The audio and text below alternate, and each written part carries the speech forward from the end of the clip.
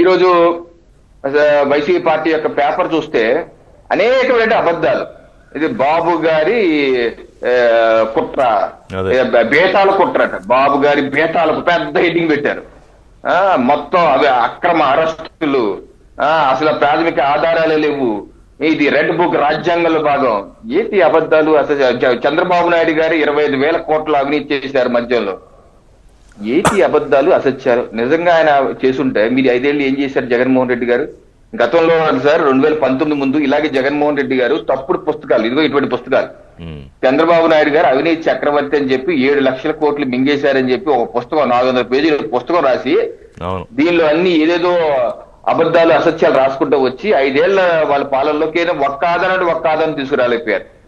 మళ్ళీ ఇప్పుడు అదే పాడిందే పాడరా పాచిపల్లి తోమరా అనేది ఓ చందమామ అన్నట్టుగా 25,000 కోట్లు వేసిన పేపర్లో పదాక్షీలు రాస్తున్నారు. ఈరోజు ఏంటి అబద్ధాలు?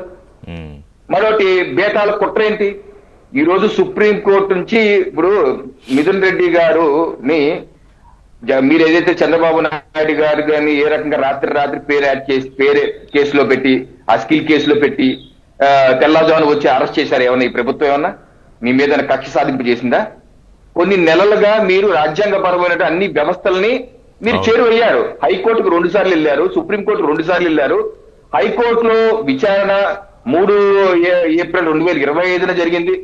ఆ రోజు హైకోర్టు కూడా మీ పేరు ఏది కదా, ఎందుకు కంగారు పడుతున్నావు, గుమ్మడికాయ దొంగటి భుజాలు తడుకున్నావు ఏంటి అన్నారు. తర్వాత సుప్రీంకోర్టుకి వెళ్ళారు.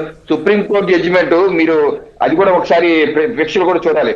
15/5/2005 SLP నెంబర్ 5218/2025 రిషి గారు. దీనిలో సుప్రీంకోర్టు చెప్పే కీలకమైన వ్యాఖ్యలు తెలుసా? హైకోర్టును ఆదేశించింది. ఏమని ఆదేశించింది? ఈ యొక్క కేసులో రాజకీయ పొలిటికల్ వెండెట్టా ఉందో లేదో కూడా హైకోర్టు విచారించాలి అని కూడా చెప్పింది. Note this point. పొలిటికల్ రాజకీయ కుట్ర కావాలని చేస్తారు లేదు, మీరు విచారించి హైకోర్టు మళ్ళీ దీని మీద పూర్తిగా మీరంతా విచారించి నిర్ణయం తీసుకోండి అని చెప్పి సుప్రీంకోర్టు చెప్పింది. దానికి అనుగుణంగా హైకోర్టులో ఇరుపక్షాల వాదనని ఇచ్చినటువంటి జడ్జిమెంట్ జస్టిస్ మల్లికార్జునరావు గారు 25 పేజీల సుదీర్ఘమైన జడ్జిమెంట్ 15వ తారీఖు జూలై 2025. దీనిలో స్పష్టంగా జడ్జి గారు మెన్షన్ చేశారు. ఏంటి? ప్రాథమిక ఆధారాలు ఉన్నాయి అని చెప్పి జడ్జి గారు మెన్షన్ చేశారు. ఇది చూడండి, పేరా నెంబర్ 77. ఇది వీక్షకులకు తెలవాలి, ఎందుకంటే రాజకీయ కుట్ర ఆధారాలు లేవు అంటున్నారు కదా. దీని జడ్జి గారు ఇచ్చినటువంటి స్టేట్మెంట్ వినాలి ఒకసారి. It cannot lose sight of serious allegations levied by the prosecution and the evidence collected during the investigation and produced before this court, which prima facie reveal the petitioner role. Petitioner ante ee Midhun Reddy garu role in the offence in question. Given these circumstances, custodial interrogation is deemed essential. High Court వారు ఇచ్చినటువంటి వ్యాఖ్యలు ఈ యొక్క ప్రాథమిక ఆధారాలు ఉన్నాయని అర్థమవుతుంది. అందుకని వీరి మీద కస్టోడియల్ ఇంట్రాగేషన్ విచారణ చేయవలసిన అవసరం ఉంది. కాబట్టి ఈ విషయంలో ఈ కేసుని మేము ముందస్తు బెయిల్ అవుట్లు డిస్మిస్ చేస్తాం అన్నారు. దాన్ని పట్టుకొని మీరు మళ్ళీ సుప్రీంకోర్టుకి వెళ్ళారు. సుప్రీంకోర్టు మళ్ళీ డిస్మిస్ చేసింది.